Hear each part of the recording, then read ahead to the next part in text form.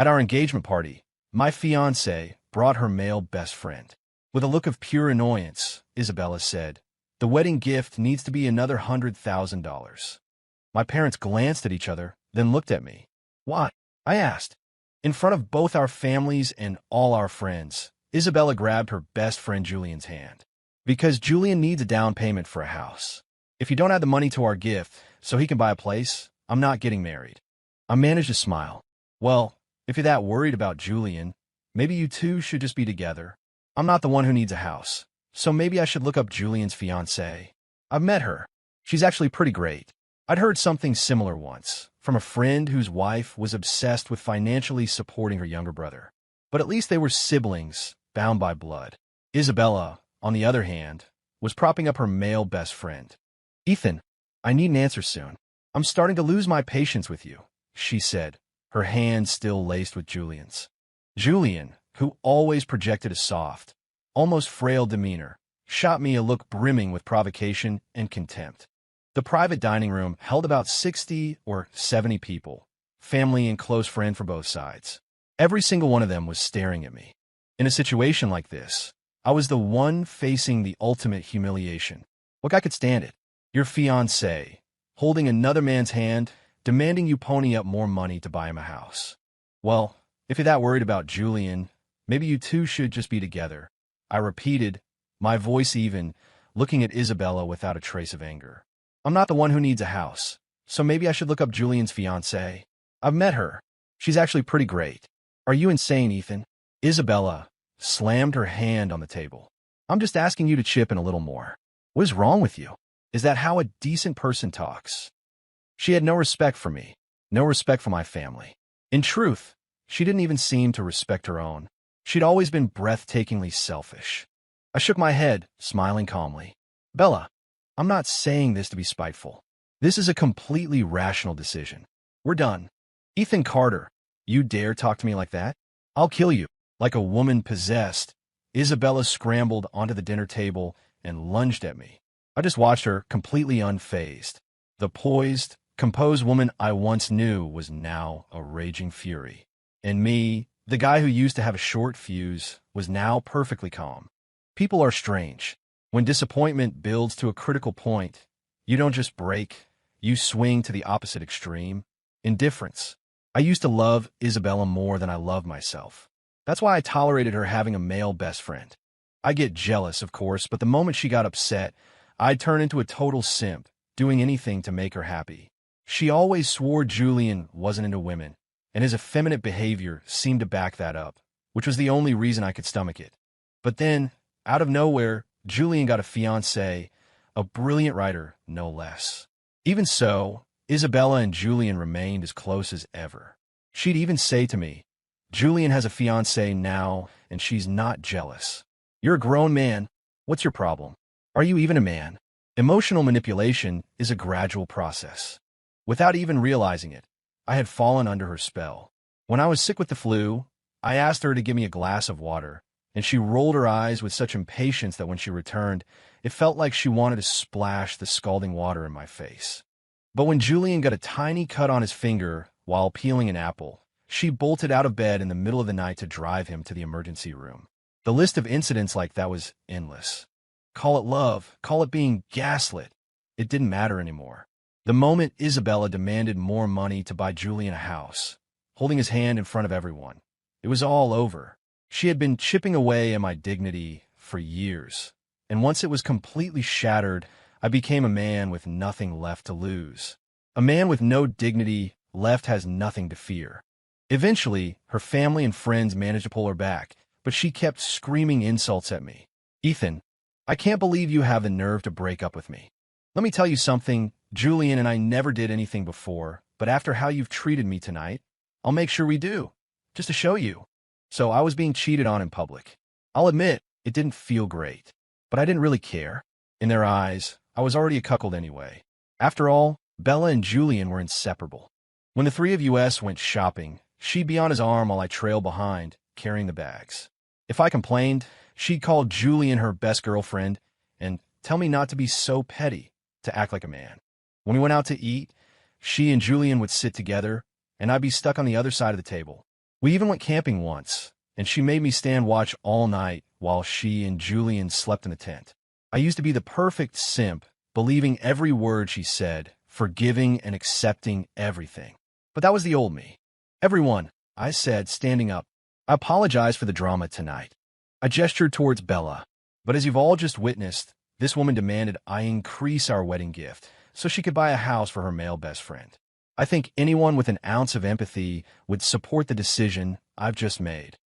My family looked furious. A few of my best friends looked like they were ready to throw punches. To their credit, Isabella's family didn't try to make excuses for her. They were completely silent. Also, I continued, since Isabella and I are finished, I'll be expecting the engagement ring and any other gifts to be returned. Isabella's mother stood up, her face etched with pain. Ethan, this isn't your fault. Bella is just being foolish. Don't you worry. I'll make sure you get everything back. Her father rose as well, sighing heavily as he bowed his head to me. What happened tonight is my failure as a father. It's too late for apologies, but I'll do what I can to make it right. He looked at me, his eyes full of sorrow. Ethan, I've told you this before. Even if you and Bella ever broke up, you and I are still friends. Don't forget to come visit an old man, you hear? I closed my eyes and nodded, a wave of sadness washing over me. It had nothing to do with Isabella. It was for her parents. Her mother was a respected teacher, her father a retired police captain. Both of them were genuinely good people with a strong moral compass. From the day Bella and I started dating, I got along wonderfully with them. They treated me more like a son than a son-in-law. My own parents got along with them just as well. Frankly, if it weren't for them, my family would have never put up with Isabella's behavior for so long. But they were both busy with their careers when she was young, and they'd asked Julian's family to help look after her. That's how she developed such a deeply selfish personality. You two old fools. I'm your daughter. Why aren't you defending me? Isabella, who had been dragged away, broke free and ran back, grabbing her mother's hair. You useless hag. You were never there for me when I was a kid, and now my engagement is off and you're siding with him? Why don't you just die? This was an Isabella the First had never seen before. She had always been selfish, but she'd always wrapped it in a cloak of sophistication. Now the facade had shattered. She had completely lost it. Julian, however, charged straight at me. Ethan, are you even a man? Bullying a sweet girl like Bella? You've been with her for 5 years, and this is how you treat her. He lunged, trying to scratch and claw at me, but my friends immediately intercepted him. Within seconds, my 4 buddies had him pinned against a table. I loosened my tie. You need a woman to demand money from her fiancé just so you can buy a house, and you're asking who's not a man? If I had actually agreed to it, that's when I wouldn't be a man. Just then, hotel security rushed in and separated everyone. Isabella stared at me, her eyes burning. Ethan, I'm giving you one last chance. If you agree to buy Julian the house, I'll forgive you for all of this. We're done. With those 2 words, I walked out. On the way home, I got a text saying Bella and Julian had continued to make a scene, shouting all sorts of insults about me. It ended with my family members getting into a shoving match with Julian. My best friend told me not to worry about it. They'd handle it. It was just a civil dispute, nothing serious. Back at my apartment, I sat on the sofa, staring into space. The love was gone, the caring was gone, but the ache was still there. It felt like nicotine withdrawal. You know it's bad for you, but you still crave one more drag. I knew Isabella was wrong for me, but a part of me still couldn't let go. I bought this place on my own. I had a boss who believed in me, and I had delivered results that earned me this life. I had poured my heart into decorating this apartment, making it a home. But Isabella refused to live here, all because it was too far from Julian's house. She even suggested I sell it at a loss and buy a place closer to him, or better yet, that I should just buy Julian a condo in my building. Looking back, I've been a clown in this relationship from the very beginning. In college, I fell for Isabella's bright, sunny personality. She was always so energetic and positive. I started pursuing her, not knowing at the time that she was heartbroken because Julian was moving abroad for a semester. She only agreed to go out with me as a way to temporarily forget him. And why temporary? Because the moment Julian came back, it was like I ceased to exist in her mind. I sighed and started gathering up everything in the apartment that reminded me of her. There wasn't much, really. She'd never left her mark on the place, aside from the dozens of framed photos of herself. As I was cleaning, the front door opened. It was a smart lock, and even though she'd refused to live here, she had programmed her fingerprint. She stood in the doorway, her eyes red, and stared at me.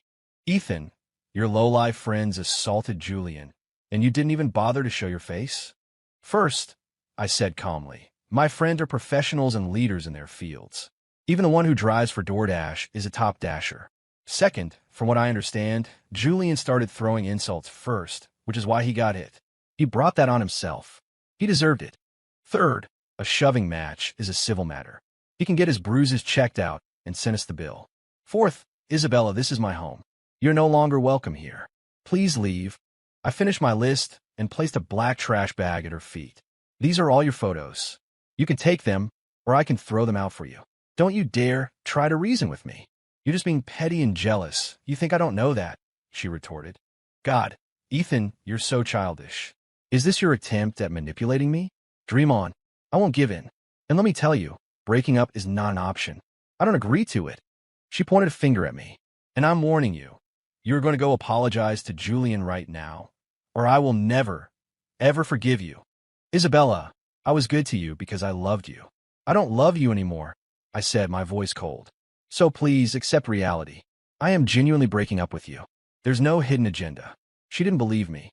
"I won't believe it unless you post it on Facebook for everyone to see." "As you wish." I pulled out my phone, typed a quick post, and hit share. "I, Ethan Carter, have officially broken up with Isabella Vance." "There," I said. "It's done." Isabella stared at me, then frantically refreshed her phone. "Why can't I see it?" A cold smile crept onto my face. "Because you blocked me from seeing your posts, so I wouldn't know what you and Julian were up to." In that instant, her anger and defiance vanished, replaced by sheer terror. She grabbed my hand, shaking her head. "Ethan, I'm so sorry. I know I was wrong. I'll change, I swear. Please, just forgive me. Give me one more chance, okay?" "No, Isabella, we're broken up. Please be a decent ex-girlfriend, and let's just pretend the other person is dead." I pulled my hand away and pushed her out the door. I'd always thought cutting Isabella out of my life would be agonizing. But the moment I shut that door, I felt an incredible sense of relief, like a weight had been lifted from my soul. Why was I wasting my life loving someone who didn't care about me? Well, I could find someone who did. Was I less of a person than anyone else? No, I was just a fool. And the moment I pushed her out, I stopped being a fool. I deadbolted the door and deleted her fingerprint from the smart lock's memory. I could hear her on the other side, repeatedly trying to unlock it. When that failed, she started pounding on the door. Eventually, she woke the neighbors, who called security. She screamed hysterically at the security guards. "This is my house, my fiancée, and I own this place. Don't you dare touch me." I opened the door and looked at the disheveled wreck Isabella had become. A flicker of hope ignited in her eyes. "Honey, please don't do this to me," she sobbed. "I really know I was wrong. Just give me one more chance." I shook my head and spoke to the guards. "I am no longer associated with this woman. Please ensure she does not enter the building again." "Thank you." "Ethan, honey, you can't do this," she wailed. "We were together for 5 years. I gave you the best 5 years of my life. You can't just throw me away." My next-door neighbor, a guy in his 40s, leaned over. "Hey man, if it's not something major, maybe just forgive her. Look at her, she's a mess." I gave him a wry smile.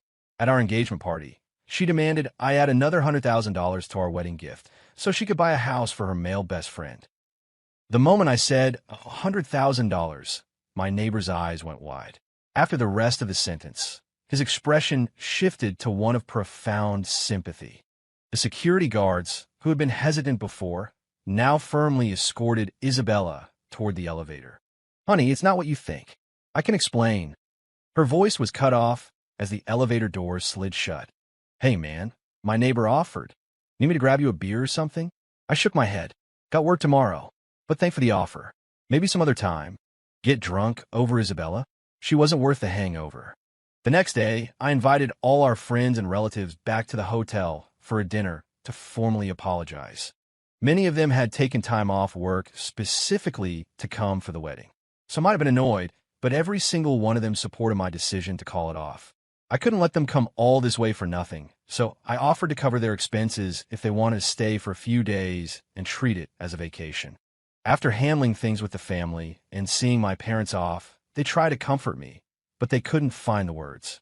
I just smiled and told them not to worry, that I had already moved on. I was about to drive to the office when a slender figure appeared beside my car. She wore a simple white dress and thick, black-framed glasses that gave her a bookish, intelligent air. It was Julian's fiancée, Clara Hayes. "Why did you let your friends beat up Julian?"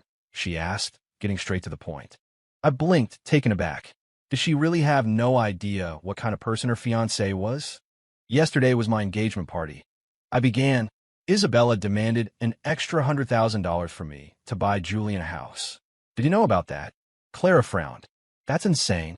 If you put that in a novel, nobody would believe it." "It's that insane," I said, leaning against my car and lighting a cigarette. "It seems like you don't know your fiancé very well." "I guess not," she admitted.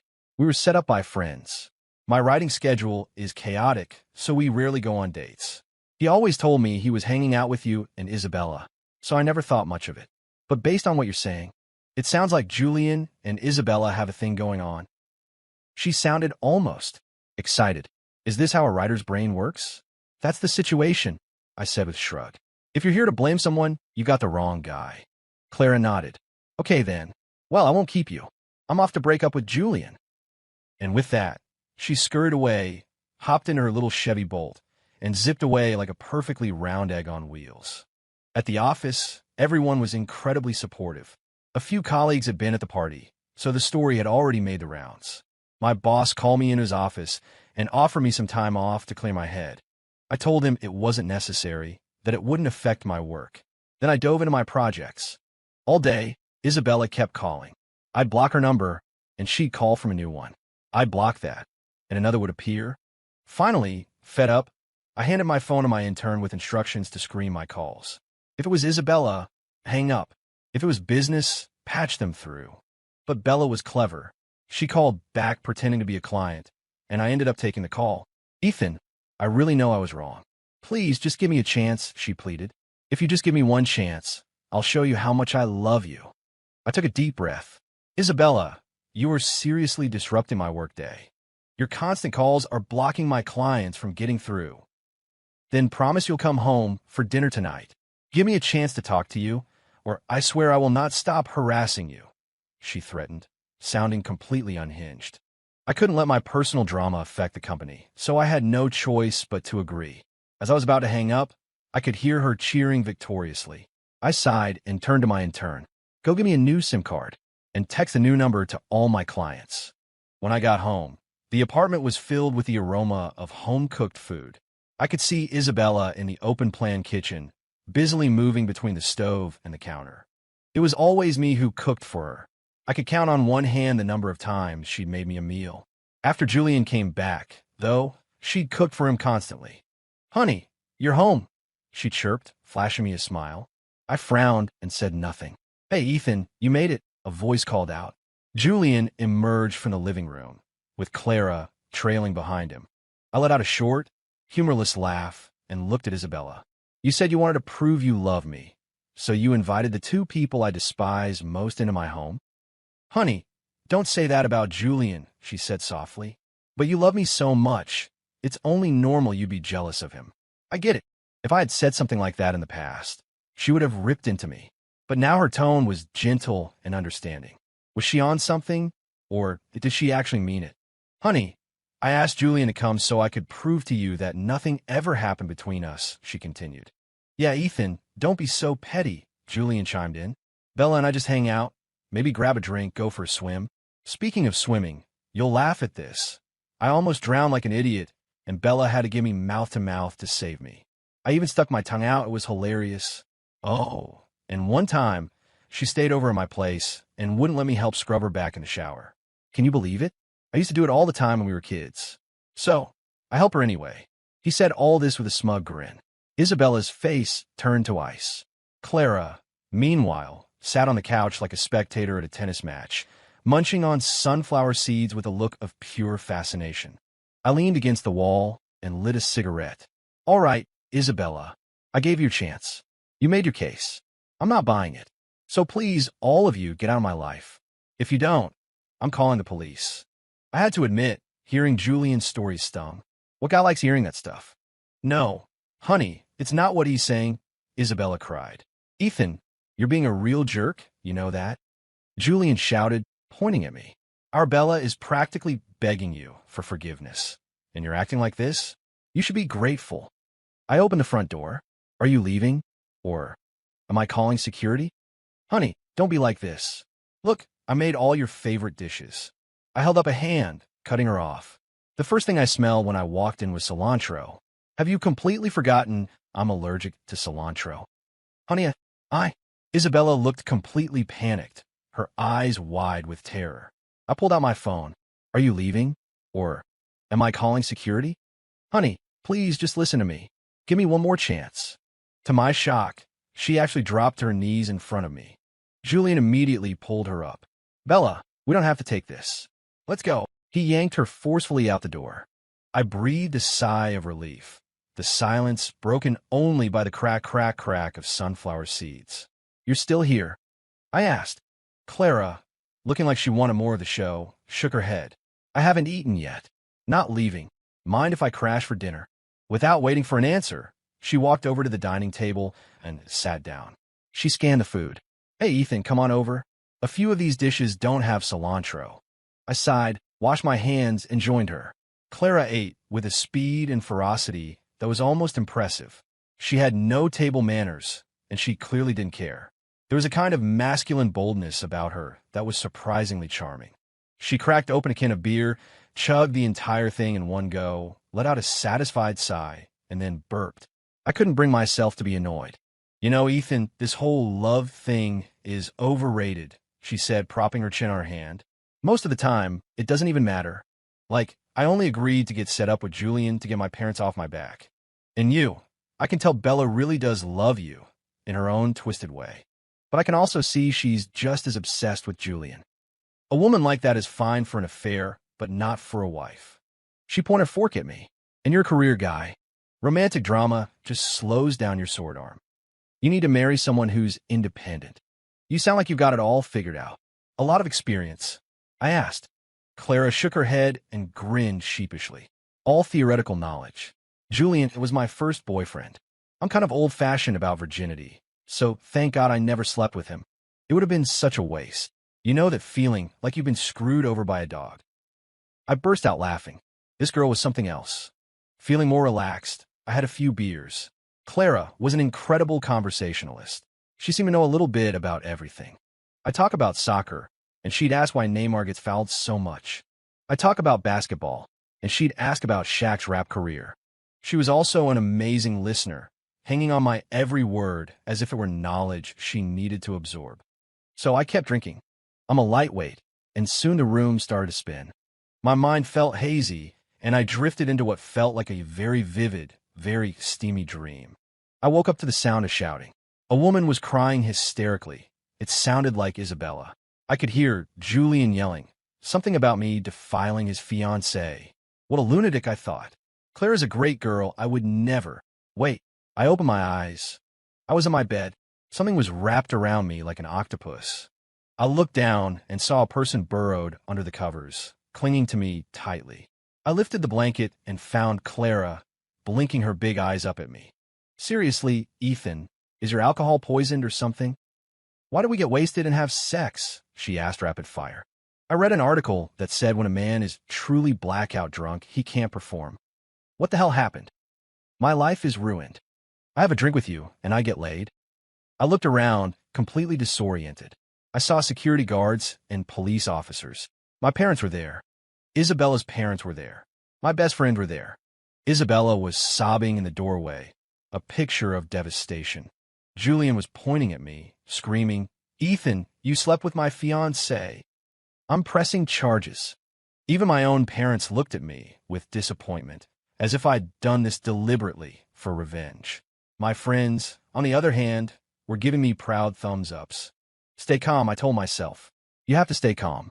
Clara's words echoed in my head. When a man is truly blackout drunk, he can't perform. So, was I really drunk? I immediately shouted to my best friend, Dave, secure the leftover food and the wine bottles. Get them tested. I think we were drugged. Hearing this, Dave immediately rushed out of the room. Julian's face went pale, and he started to follow. Officer, I said quickly to the police. The food and wine were brought by him and Isabella. Please don't let them near it. Before the police could even move, the security guard stepped in and blocked Julian's path. Isabella just stood there, crying her eyes out, doing nothing. From under the covers, Clara piped up. You know what? He's right. I think we were drugged. No wonder Julian was so insistent I come here, even after I broke up with him. He used getting material for my novel as bait. That bastard is evil. Hold on, big sister, I said, exasperated. How are you not feeling even a little bit violated right now? Clara paused for a second, then looked a bit dejected. Well, what can I do? If we were drugged, then you're a victim too. I can't exactly blame you, can I? A little while later, we were both dressed and heading down to the police station. On the way out, my mom was pulling Clara aside, apologizing profusely. I don't know what they talked about, but that carefree girl actually burst out laughing. At the station, the mediation began. Isabella's role was to cry, which she did with the intensity of someone trying to go blind. Julian's role was to deny everything, insisting he didn't drug us. An officer informed him, Mr. Carter has security cameras in his apartment. We're retrieving the footage now. The food and wine have been sent to the lab for testing. We'll have results soon. Julian's face was as white as a sheet, but he remained defiant.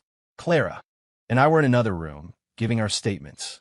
I don't know what happened, Clara explained to a female officer. We were just drinking, and then I felt this strange, empty feeling. I just looked at Ethan and wanted to kiss him. Then one thing led to another. She was blushing, but also seemed eager to share. Officer, I seriously recommend you investigate this drug. It's terrifying. The officer, trying not to laugh, turned to me. Mr. Carter, and what were you feeling at the time? Feeling? I asked, confused. Are we allowed to talk about that? The officer froze. I wasn't asking about your feelings for Ms. Hayes. I meant your physical sensations after drinking the wine. Oh, I said, embarrassed. Right. Pretty much the same as her.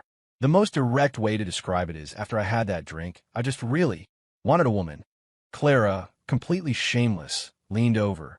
So what did you think of me? I was speechless. Her personality was truly something else. How dare you? Isabella suddenly screamed, lunging at us from across the room. You stole my man, and now you're asking how it was. You slut, I'll kill you. This was a police station, not her living room. She was restrained before she could get anywhere near us. The lab results came back quickly. The wine contained a hallucinogenic substance with addictive properties. Clara and I were lucky we hadn't drunk more, or the consequences could have been much worse. Even so, we'd have to be monitored for side effects. The security camera footage didn't show Julian spiking the drinks, but it did show him taking a call and having a specific case of wine delivered to the apartment later that evening. The police immediately began investigating his phone records and found deleted chat logs with evidence of him purchasing the drug online. When Isabella heard the truth, she broke down completely. Julian, why? Why would you do this? Why? For you, of course. He yelled back. I drugged them and made them sleep together to give you leverage in your negotiations with him. Isabella gritted her teeth. I never wanted to negotiate. I just wanted to be with my fiancée. Why would you do this without asking me? Because you're my best friend, and I was trying to help you, Julian declared righteously. Just then, another officer entered the room. We found another video. He played it on a monitor. It was a video of Julian and another man, a muscular guy from a gym, holding hands and talking. Don't worry, Julian was saying in the video, his voice effeminate. Isabella is a total idiot. She believes anything I say. I told her that as her boyfriend got more successful, he was bound to start cheating on her, and she bought it. Then I gave her the brilliant idea to pretend to be close to me, to give him the cold shoulder, just to make him feel insecure. She bought that, too. God, she really does love that guy. That's why we have to get them back together, no matter what. Once she gets more money out of him, we'll have more money.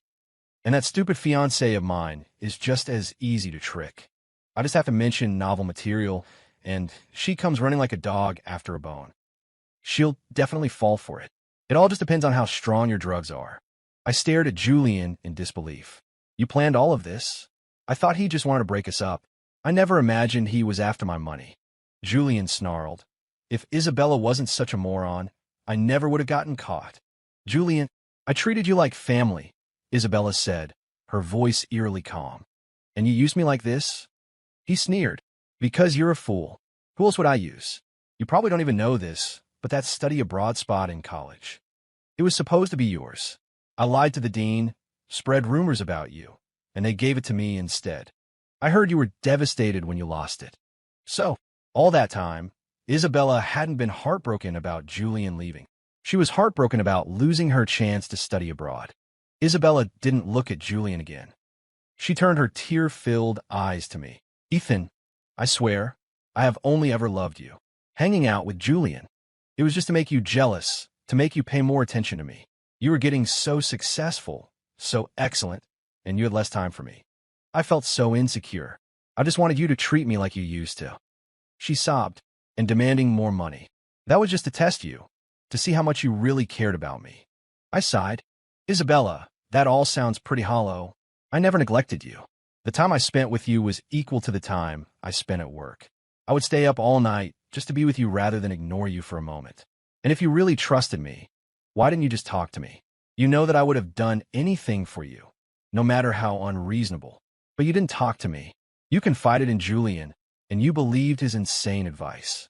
That, right there, was a betrayal. It's over, Bella. Let's just end it for good. She shook her head frantically. Ethan, I'm begging you. You can't leave me. I'll die without you. She pointed a shaking finger at Clara. Honey, if you take me back, I'll even let you keep seeing her on the side. She had truly lost her mind, and in her insanity, I found perfect clarity. We're done. With those two words, I had nothing more to say. Not long after, Julian's case went to trial. The guy from the gym was also arrested. My friend, who's a lawyer, said that given the severity of the crime, he'd get at least 10 years. I thought that was too little. The withdrawal from that drug was brutal. Clara and I became recovery buddies. When the cravings got too intense, she suggested that a little hanky-panky was a good way to distract ourselves and feel better. While Clara and I were navigating our strange, new, and surprisingly physical relationship, a shocking piece of news about Isabella and Julian broke. Apparently, Julian had a pre-existing medical condition and was released on medical bail. Isabella got into the hospital. She stabbed him 18 times, killing him. She left me a video. Ethan, I've only ever loved one person in my life, and that was you. And now that I know I've lost you forever, there's no reason for me to live. I'm leaving now, and I'm taking your biggest problem with me. But I still love you. I will always love you into the next life. I hope we can meet again. I thought about using this to threaten you. Knowing you, you would have caved. You would have taken me back, and you would have been kind to me. But that wouldn't be love, and I can't imagine the pain it would cause you to be with me again. I can't bear the thought of you suffering. So, for once, I won't be selfish. I've always been selfish. My parents never gave me enough love, so I grew up twisted. Then I met you, and I fell into a sick, obsessive love. But at the end of my life, I don't want to be selfish anymore. Clara and I attended Isabella's funeral. I couldn't find any words of comfort for her parents. Maybe I'm just too soft, but I felt a profound sense of guilt toward them. I even found myself thinking that if I had known Isabella would go to such an extreme, maybe I would have given in, even if it made me miserable. But it was too late for that. On the drive home, Clara suddenly asked, being with me, does it make you think about Isabella all the time? Does it make you miserable? I kept my eyes on the road and shook my head. The past is the past. Thinking about it just causes more pain. Besides, you were the one who said, I need an independent woman. You're very independent. Don't listen to me, she snorted. I said that when I didn't know what love was. Ever since I got together with you, I've become totally dependent on you. Ethan, I'm going to be super clingy. If you can't handle that, you need to tell me now before I fall in too deep. She shot me a mischievous grin. I reached over and ruffled her hair. Good? I'm pretty clingy myself. And I'm not a career guy. I never was. I'm just a hopeless romantic.